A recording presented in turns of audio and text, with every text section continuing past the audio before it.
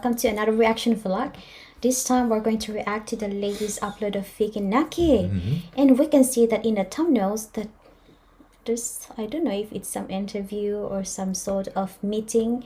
It is, so I okay. translated it, so I'm gathering with the ambassador of the Republic of Indonesia in Kazakhstan. So he's interviewing probably the ambassador, Indonesian ambassador in Kazakhstan. So he's been okay, the ambassador is Yeah, interviewing. he's probably asking the questions. Let's find out anyway. Oh, I'm going, okay. All right. Ooh, Cool. this is something. I'm quite interested. I don't know, see, huh? Okay.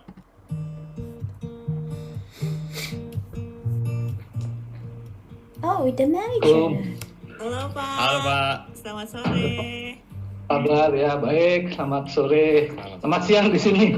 Masih jam 2. Oh iya jam 2. Selamat siang. Ya, Terima kasih ya Pak atas waktunya Pak. sama-sama. Ya. Ini samping saya, samping kiri itu Mbak Nana dari Halo Mbak Nana. Halo Mbak Nana. penerangan. Halo Vicky, Mbak Tere, apa kabar? Sehat. Alhamdulillah sehat. Assalamualaikum, selamat siang teman-teman, Mas Vicky yang kami sayangi, juga Mbak Tere, Pak Dubes yang kami hormati. Terima kasih sudah bersilaturahmi meskipun masih secara online karena ini masih pandemi. Ini rumah budaya kita di KBRI Nur Sultan. Rumah budaya itu adalah pusat untuk kegiatan-kegiatan budaya kita di sini. Mas Vicky ini adalah salah satu YouTuber Indonesia yang menginspirasi banyak kaum muda di Indonesia. Amin. Ya,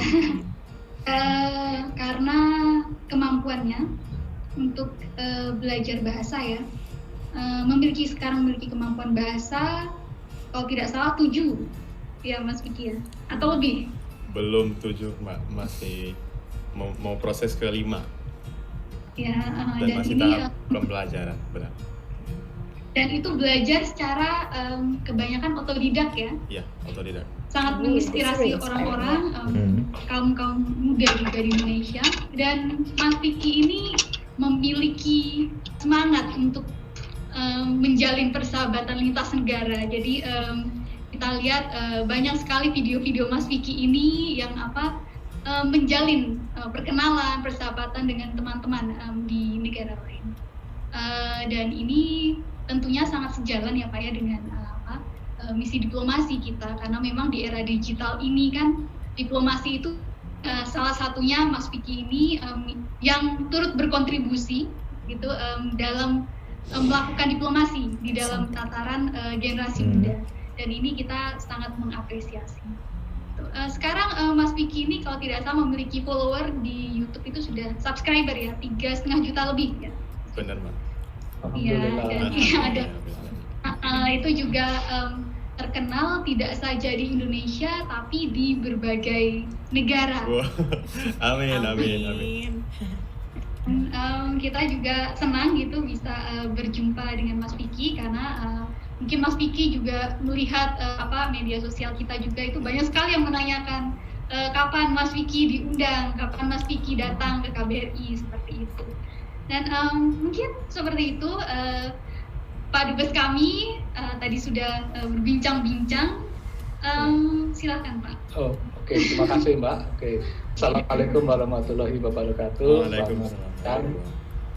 Jadi memang kalau dari saya supaya intinya memang kita sangat mengapresiasi upaya dari teman-teman, khususnya Mas Vicky yang sudah memberikan kontribusi kepada upaya membangun atau menjembatani hubungan lebih dekat antara Indonesia dan Kazakhstan dalam tataran people to people.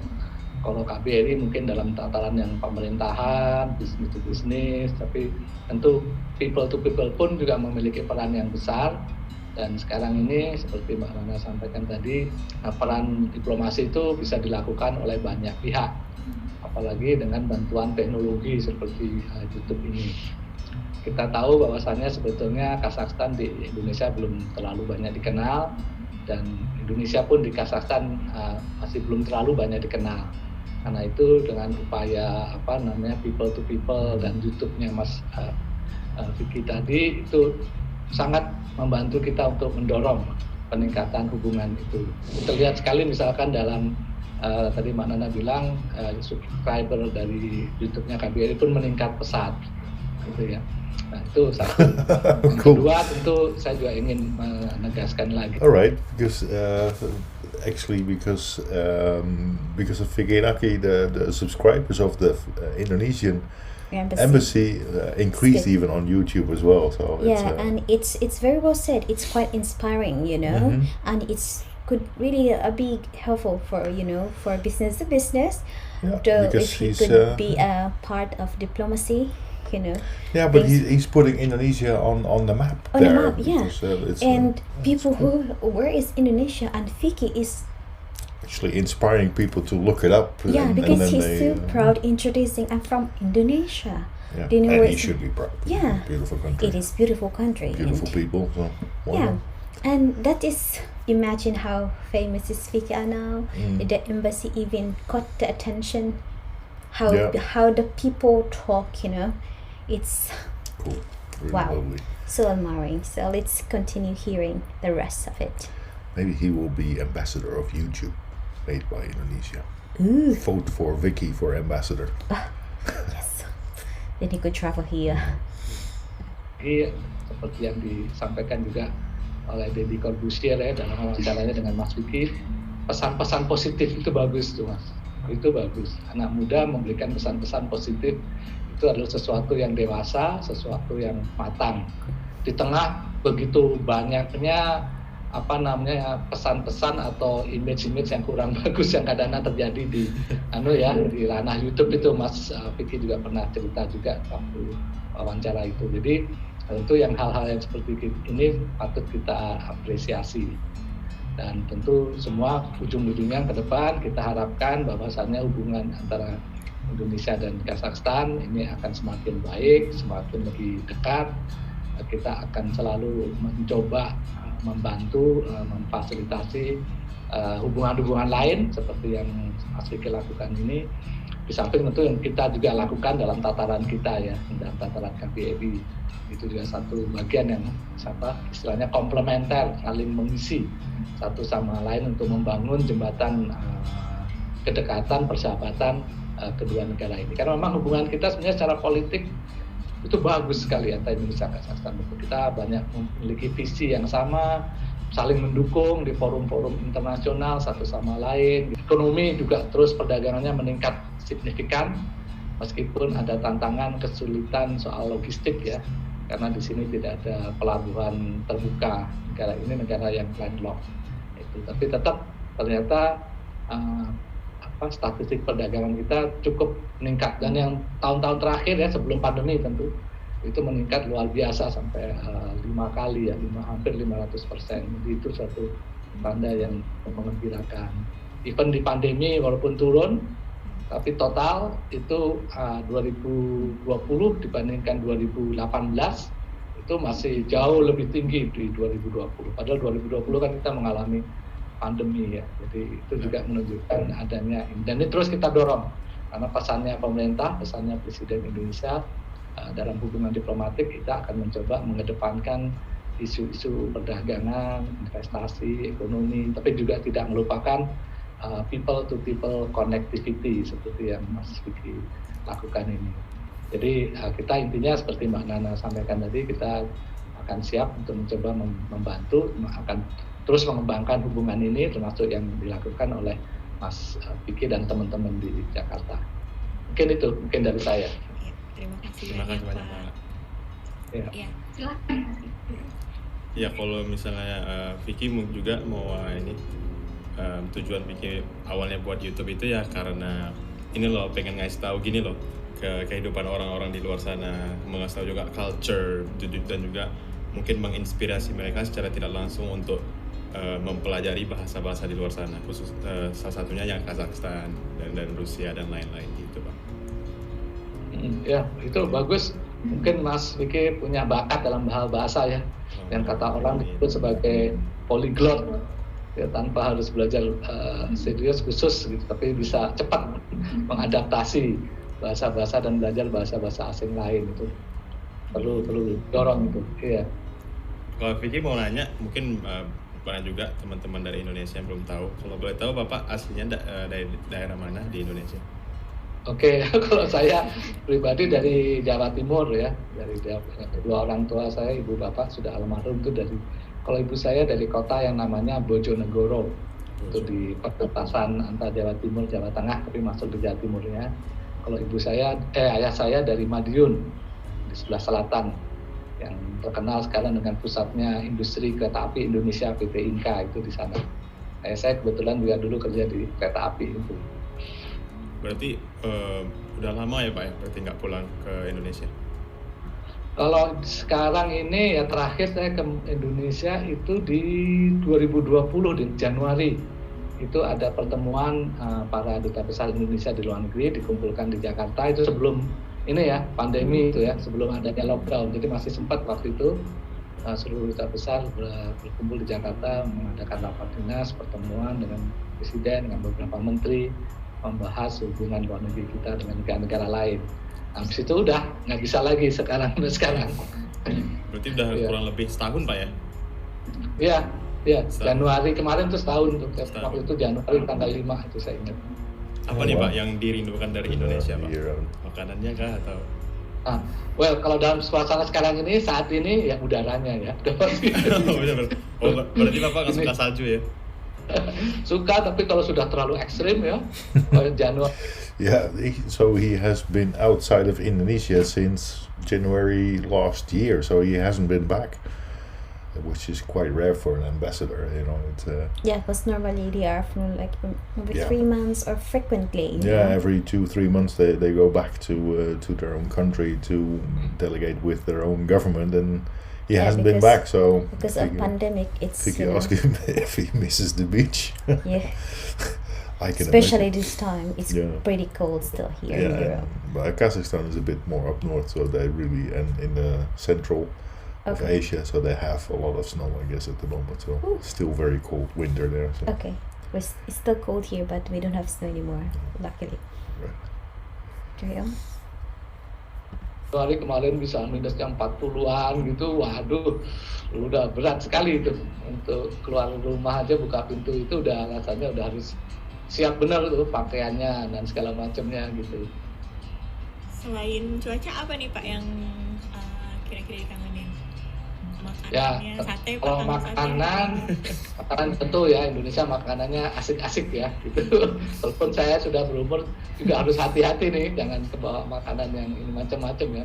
Kita kan di Indonesia sering gorengan ya, suka gorengan itu hobi memang kita orang Indonesia, tapi saya juga harus hati-hati untuk tidak berlebihan. Di sini soalnya makanannya relatif sederhana ya mereka itu kan bangsa nomaden, beternak, pertanian mungkin tidak terlalu mengemuka di sini karena nomaden itu berarti pindah-pindah. Yang penting buat mereka adalah ternaknya dan makanan untuk ternak. Ya, jadi makanannya itu yang utama ya daging sapi, daging kambing, daging kuda itu utamanya, menu utamanya.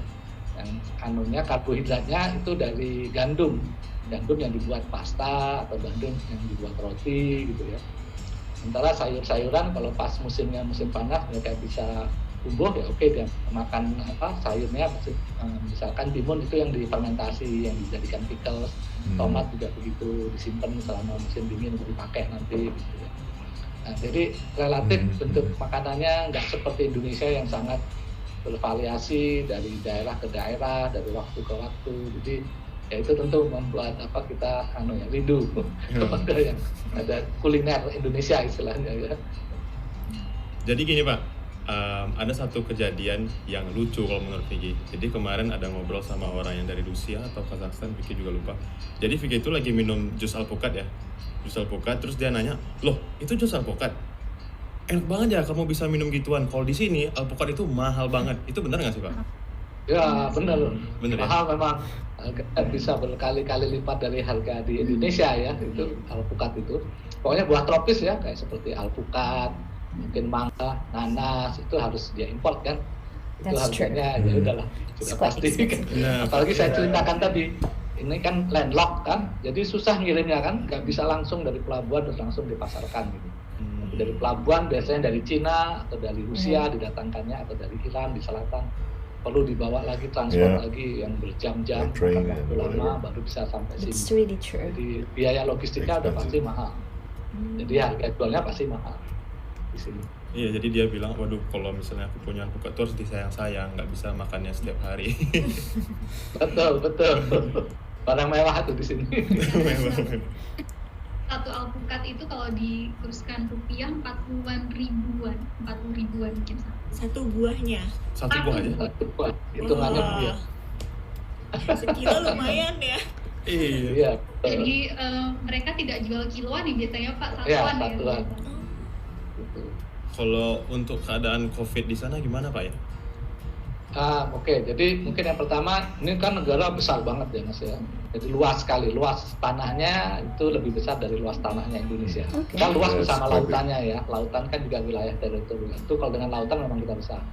Di sini tanahnya saja 2,9 juta kilometer persegi. Penduduknya kita 270, di sini cuma 18,5 mungkin sekarang.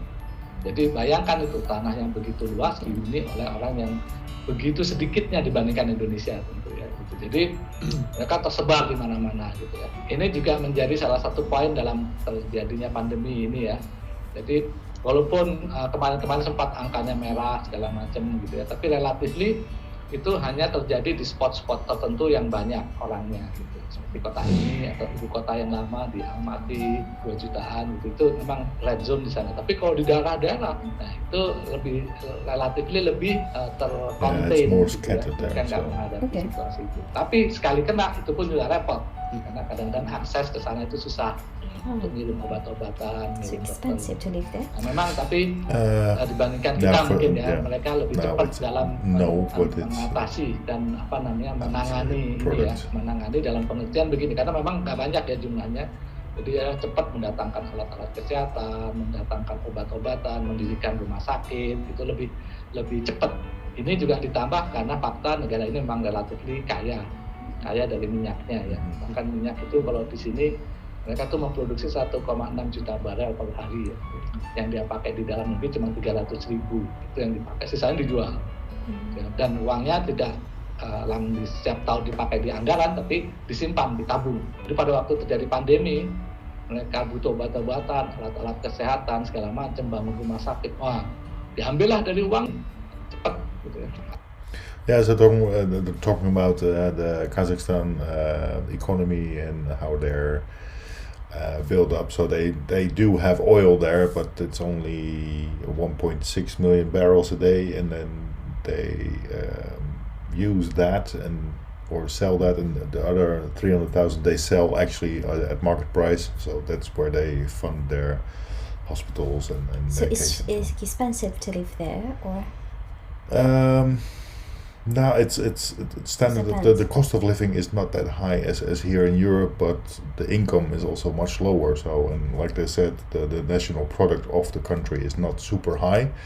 Okay. And from the 300,000 barrels they sell on the market, they use that to pay for their hospitals and their medical bills and everything. So, okay.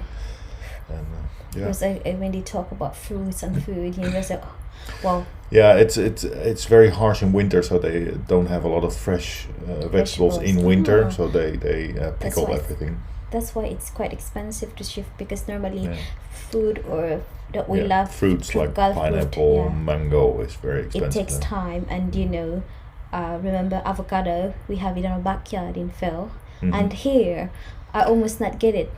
We have potato, Yeah, potato, it's too expensive. carrots. And my mom said, why don't you just buy avocado? I said, it's not just buy avocado here, Mom. No, It's can- golden here, the avocado. We can get it from Spain and Italy a little bit, Yeah. and It depends on Morocco. the season, yeah. It Like depends on the mango. season, yeah. Okay. All right, let's continue. Ada uangnya ready. Ya, jadi itu yang membuat mereka kemudian lebih cepat bisa mengatasi situasi ini. Terima kasih Pak. Berarti apakah benar Pak ya kalau borders baru dibuka itu katanya Mei tahun 2021? Dan sekarang ini rencananya begitu.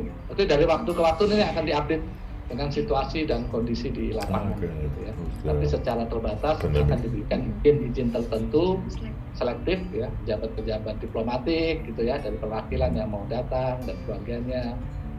Oke, berarti kalau misalnya kayak kita nih Pak warga biasa gitu ya Pak ya, terus misalkan setahu saya visa diplomat itu hanya untuk para diplomat ya, berarti kita nggak bisa kan ya Pak ya menggunakan visa diplomat karena beberapa isu itu kita bisa menggunakan visa diplomat sih Pak. Banyak teman-teman juga yang menanyakan ke kita kayak gitu Pak. Benar. Jadi intinya mungkin begini ya, kita tuh waktu sebelum ini diadakan lockdown di sini, mereka Kazakhstan sudah memberikan bebas visa kunjungan singkat untuk warga negara Indonesia 30 hari. Seperti di kita di Indonesia ya, memberikan visa itu kepada Kazakhstan. Begitu terjadi COVID, Indonesia itu sekarang sementara memfreeze pemberian bebas visa kunjungan singkat 30 hari. Nah, di sini sama.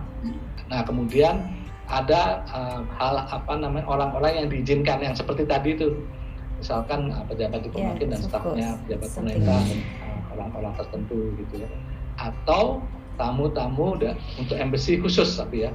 Kita tidak bisa memberikan sponsor dalam jumlah besar tertentu, misalnya 2, 3, 4 orang gitu karena ada tujuan khusus gitu. Nah, itu mereka masih mempertimbangkan. Sama di Indonesia juga gitu. Untuk tujuan-tujuan khusus undangan kedutaan asing di Jakarta itu akan dipertimbangkan. Selama ini memang kita belum pernah selama ini. Pandemi kita belum pernah memberikan sponsor karena memang dari Indonesia semua pada membatalkan. Ada sih instansi A, B, C waktu itu cepat membicarakan untuk datang ke sini. Tapi akhirnya mereka sendiri juga mengundurkan niatnya untuk datang ke sini. Jadi yang resmi tamu kita dari Indonesia belum ada. Dan ini memang karena masa pandemi. Oke, mungkin itu ya sih Pak. Terakhir mungkin apa harapan Bapak atau saran mungkin untuk anak-anak muda Indonesia yang sedang melakukan studinya di keadaan COVID-19 ini Pak? Ya, maksudnya mungkin studi di luar negeri atau di Kazakhstan kita. Iya benar. Ya, tapi memang di suasana seperti sekarang tentu teman-teman atau anak-anak muda Indonesia melakukan studi di luar negeri silahkan dilanjutkan ya. Apalagi memang banyak sekarang bukan hanya di sini saja, tapi mungkin di tempat-tempat lain kuliah-kuliah atau sekolah-sekolah juga melakukan metode online ya. Jadi artinya insya Allah tidak terlampau terhambat prosesnya. Mungkin sudah pernah dengar atau sudah tahu juga ya, ada temannya di sini 2 orang mahasiswa kita yang student di Universitas di Kazakhstan, di Kasgu di Nur Sultan ini, mereka sudah 2 tahunan di sini. Mereka juga di sini online sementara ini, masih online, jadi tetap jalan gitu ya. Jadi semoga kalau saya mengharapkan dan saya mendorong, walaupun situasinya masih seperti ini, silakan itu dilanjutkan. Ini kan penting menuntut ilmu ini ya. Sekarang teknologi sudah sangat membantu dengan adanya metode bisa online, bisa tidak hanya suara saja, tapi juga sudah bisa melihat muka sambil belajar online. Jadi memang tidak senyaman mungkin kalau offline langsung, tentu ada perbedaannya gitu ya. Tapi silakan itu terus didorong dilanjutkan. As far as I know, they're now talking about exchange students and whatever. So it's about how is that student visa has to study as far in Europe. Okay. As what I've known, I've known quite some young people that is actually an exchange student visa because to come, or especially here in Europe or in, for example, Holland. You can come here as a student visa. Of course, you have to meet the qualification and you have to know why you are coming. And exchange culture in Europe, I think if you really determine, you can find a lot of host people to host you as a student. That's the way you can study and work at the same time. Yeah, but it's actually a student exchange, right? Yeah, because so if one student is coming here, one student has to go there as it well. Depends, some school, some university. And it also depends on the countries. Because I know a few people from the Philippines that actually come here, studied for applied science.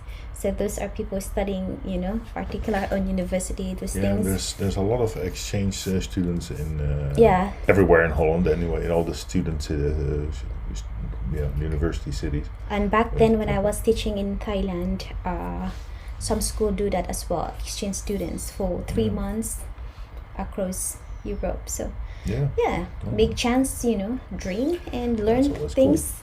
Yeah. Exchange culture is a big. Yeah, and I guess Vicky asked with I think he's relation quite to interested. Kazakhstan. Yeah. He is. And he's asking a lot of questions about the country, and he's very attentive. Okay, let's hear the rest. Berarti mungkin tidak ada kendala ya Pak ya, karena mungkin banyak anak-anak Indonesia yang mau kuliah di luar negeri gitu. Salah satunya mungkin Kazakhstan gitu. Iya, betul. Ini juga misalkan ada dari staf kita yang anaknya mau sekolah di luar Kazakhstan gitu ya. Itu juga jalan terus online memang. 1 tahun ini mulai 1 semester pertama ini mereka masih online. Nanti tahun berikutnya kalau suasana sudah bagus baru akan dibuka offline gitu. Jadi ya udah, kan kita nggak mungkin nunggu sampai suasananya betul-betul baik ya. Kita nggak tahu kapan suasananya normal seperti dulu lagi gitu kan. Jadi ya jangan sampai menunda itulah. Oke, keren banget nih. Terima kasih banyak loh Pak udah sharing-sharing sama kita ini. Iya Pak. Iya, Terima kasih banyak. sama. Jadi mungkin nanti kalau Mas Naki dengan timnya ada rencana untuk datang ke sini, ya silakan kasih tahu ke kita. Kita mungkin bisa membantu support dukungan visanya gitu ya. Kemudian mungkin nanti bisa sedikit banyak memfasilitasi saat berada di sini gitu ya. Tinggal ini kita rumah budaya ini kita bisa jadikan juga tempat untuk menampung teman-teman, mengakomodasi teman-teman gitu ya. Kemarin juga kita gunakan ini itu delegasi, atau kemarin event yang teman-teman pekerja Indonesia di spa terapis yang mau pulang tapi ternyata belum bisa karena lockdown gitu ya. Transit sementara di sini 2 minggu, 3 minggu juga kita ini kan gunakan untuk membantu warga kita di sini. Ya, terima kasih banyak Pak ya atas waktunya, dan Mbak Nana juga terima kasih banyak. Ya, Mas Vicky, ini kan iya. generasi muda ini kan biasanya anak-anak muda sekarang itu tuh sangat kreatif, idenya itu banyak sekali. Okay. Kalau menurut Mas Vicky selaku generasi milenial saat ini, gitu, apa ada ide-ide gitu yang mungkin perlu dilakukan KBRI yang menjadi masukan perwakilan gitu untuk mempromosikan Indonesia dan tentunya untuk menjalin persahabatan Indonesia dan negara-negara sahabat dari perspektif Mas Vicky. Okay. Kalau menurut Vicky, mungkin kalau orang-orang yang di Indonesia ini kan sukanya yang hiburan atau sesuatu yang menghibur gitu ya. Nah, mungkin bisa ide-ide atau mungkin sesuatu yang kreatif itu dibumbui dengan hiburan itu, tapi ada juga sesuatu yang mengedukasinya gitu, atau yang menginspirasi mereka kayak gitu. Itu sih juga, dan itu juga yang Vicky lakukan dengan konten-konten Vicky, karena secara tidak langsung ide-ide kreatif itu Vicky iniin dia konten-konten itu Vicky, mungkin orang-orang ngelihatnya Vicky cuma ngobrol sama cewek, cuma gombal-gombal kayak gitu-gitu aja, tapi secara tidak langsung itu mereka itu juga ada yang terinspirasi untuk mempelajari bahasa atau mempelajari culture dari negara-negara luar sana, mungkin kayak gitu. Oke, itu bagus saya rasa ya. Memang biasanya kalau yang kita lakukan secara menghibur, kita selipkan dengan pesan-pesan tadi, itu lebih mengena biasanya ya. Benar. Daripada edukasi yang betul-betul ini begini harus saya, biasanya malah tidak itu maksudnya gitu. Ya. Terima kasih. Ya. Oke, bagus. Ya. Dari saya sih mungkin nggak ada, ya itu aja tadi kita offer ini, nanti silakan kalau ada rencana untuk ini silakan ke kontak kami, ke Mbak Nana ya, KBRI. Saya tahu ada beberapa yang mencoba mengatasnamakan Mas Vicky ya, kontak kita juga gitu. Makanya kita perlu kadang-kadang ini dapat beberapa email ini yang kita juga nggak tahu ini beneran Mas Vicky atau dari timnya Mas Vicky gitu, tapi iya. Mungkin buat kawan-kawan yang mungkin yang lagi nonton, jangan lagi ya dikirim-kirim kayak gitu. Karena mengganggu juga. Iya. Sekali lagi terima kasih banyak ya Pak ya, dan Mbak Nana. Sama-sama. Terima kasih banyak. Bapak untuk waktunya. Oke, sukses ya. Sukses ke depan. Terima kasih. Dan jaga kesehatan. Sehat selalu Pak, Mbak Nana, sehat selalu. Ya, sama-sama. All right, cool. success. You Yeah. got an official invitation from the ambassador, so it's cool to work together, or if he share A any chance, or ideas. even just a visit, because it truly inspire. That's the thing we really appreciate from Vicky from the very beginning. His Yeah. sense of humor, and he impresses about his Yeah, languages. The way he learn in few. Yeah, in but few, he leaves everybody in their own space. You know, Yeah. he doesn't.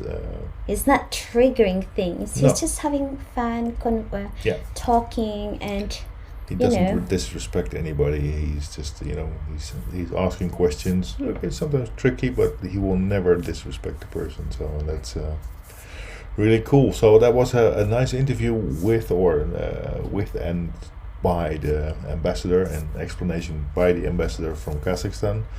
and yeah, It's impressive. I'm really and we hope amazed. that Yeah. the Indonesian embassy also here in Holland will invite, or we never know.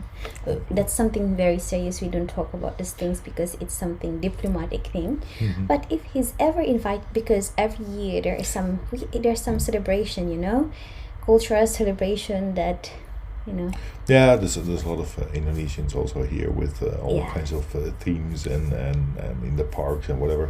yeah, But like a big. Vicky needs to start learning Dutch first. So He just learned success. that's a part of their language as Yeah, well. it's So similar there's a lot of success. words Okay, similar. so that's all for today. Thank you very much for watching. Yeah. See you next time. Stay tuned, and yeah, we hope to catch him on Omi TV very soon.